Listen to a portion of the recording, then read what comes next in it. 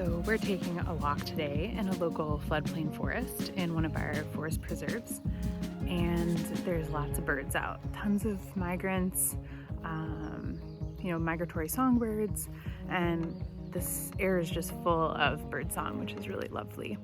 But this area is really nice because we've got a river flowing through, we've got this upland floodplain forest, and this area has never been tilled, so the understory is really full of wildflowers. So it's a really lovely spot.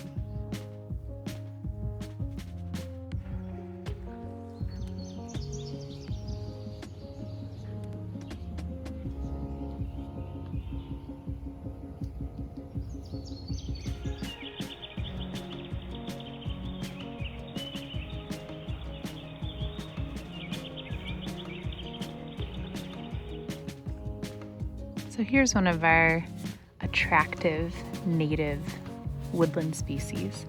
This is Virginia waterleaf.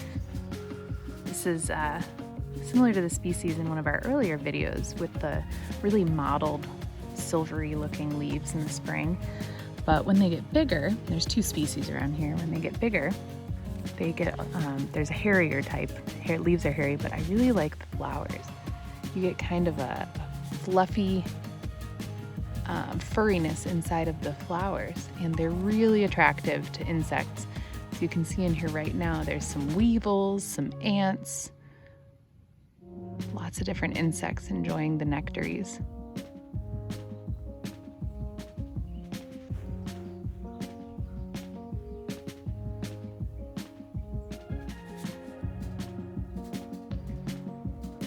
This is probably not one of our most popular plants in our woodlands here in Illinois, but this is the wood nettle, Laportia canadensis, and it's actually a really important species.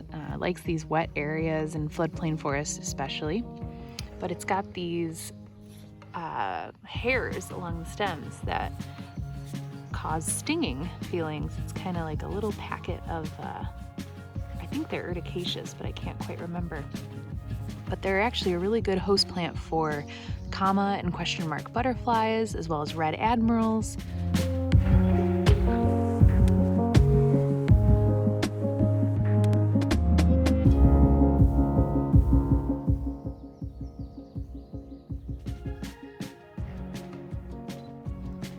We've got good habitat for birds here.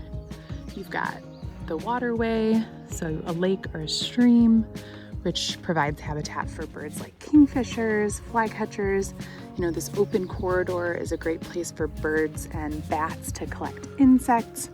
A lot of insects aggregate over water. So if you're going out birding, somewhere like this edge habitat, like I've said before, is a really great habitat for birds.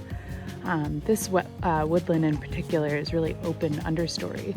So you've got some areas where there's some mid-level cover, so pawpaw.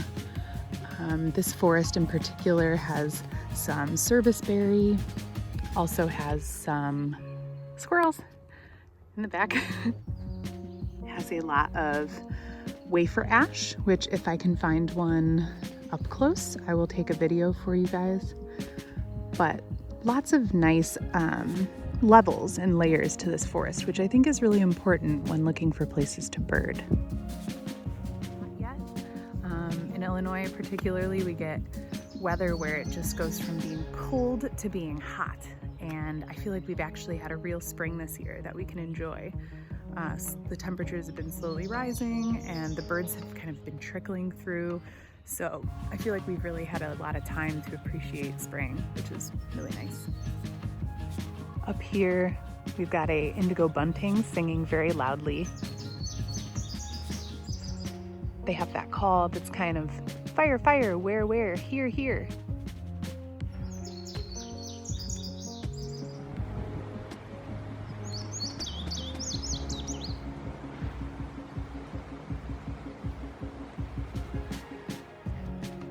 That's one of those mnemonics I really like for indigo buntings. Fire, fire, where, here, here. So this Zizia aurea, A-U-R-E-A, is definitely a pollinator favorite. and it is attracting lots of native bees. And we've also got some weevils here too. Here's a little cutie. Weevils have those long snouts that they use to dip down into nectar resources.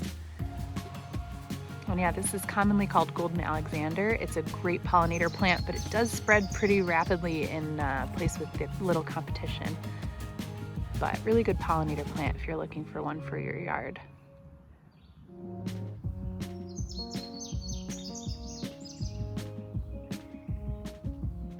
So we just found something really cool. We were looking around up at this tree and realized that there is a nest up in the tree, and waited to see who returned, and it is a blue-gray gnatcatcher nest. But up in the branches of this forked hackberry, I believe, there is a fluffy nest. Looks like it's made of, I don't know, some organic material obviously, but it looks like it's surrounded by lichen, similar to a hummingbird nest. And while we've been here watching it, we've seen a gnatcatcher come and go a couple of times. It's probably still building the nest, but who knows, maybe there's some eggs in there. It's so exciting. I feel like I rarely get to see warbler nests. Actually, I don't think I've ever seen a warbler nest, so that is really cool. So just watch these birds, watch their activity, see where they're going, and maybe you'll find a nest.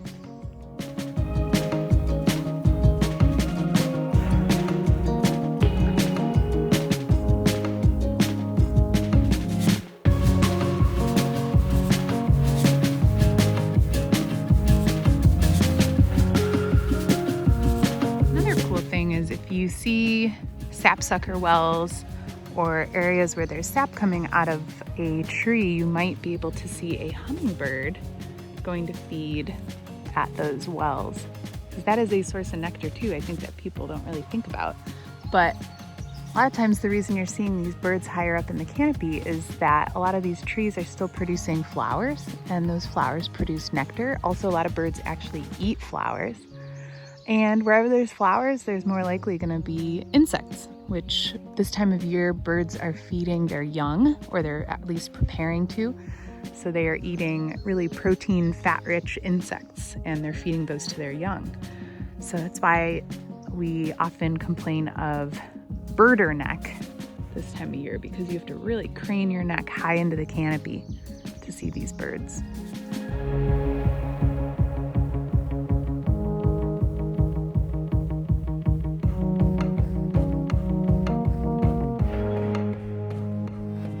Here's another great woodland shrub. This is American bladdernut. It's called bladdernut because it has these bladder-shaped pod seeds in the fall, but Staphylia trifolia for the 3 leaves here. And right now it's flowering. It's got these really unique flowers that I particularly love. Great woodland species.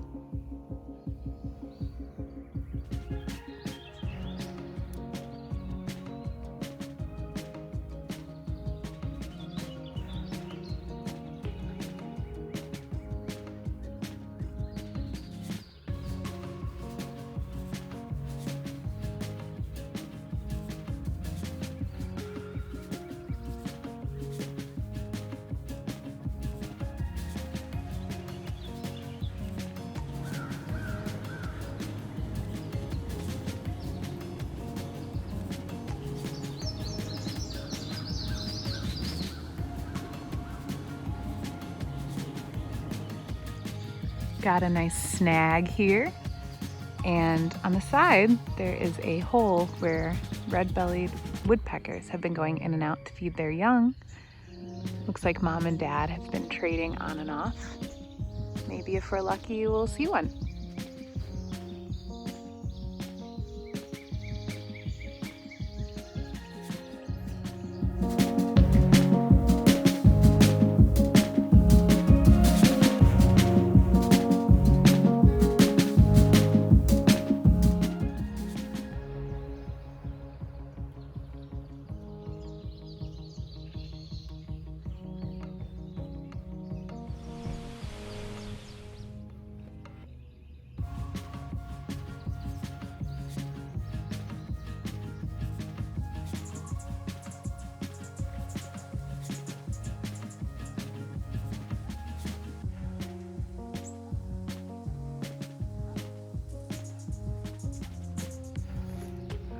Here we've got a nice little patch of Geranium maculatum.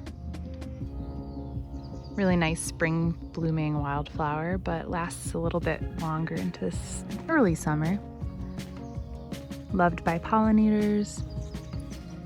Leaf shape here, it's a little fuzzy, dissected. Bright pink purple, really lovely.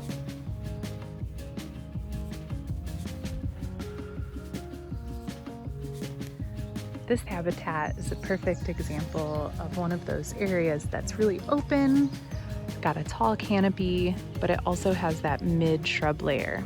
And I just watched a common yellowthroat beep bop by because this is a perfect habitat for them. They really like grasslands, but they also like this intermediate shrubby area. I think this is where they tend to nest.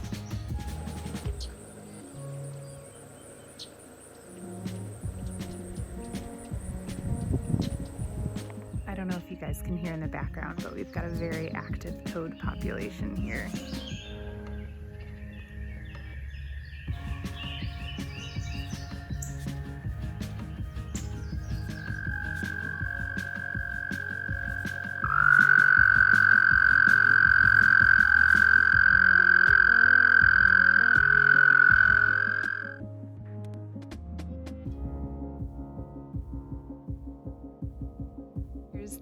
Here's that great understory shrub I was telling you about, Wafer Ash.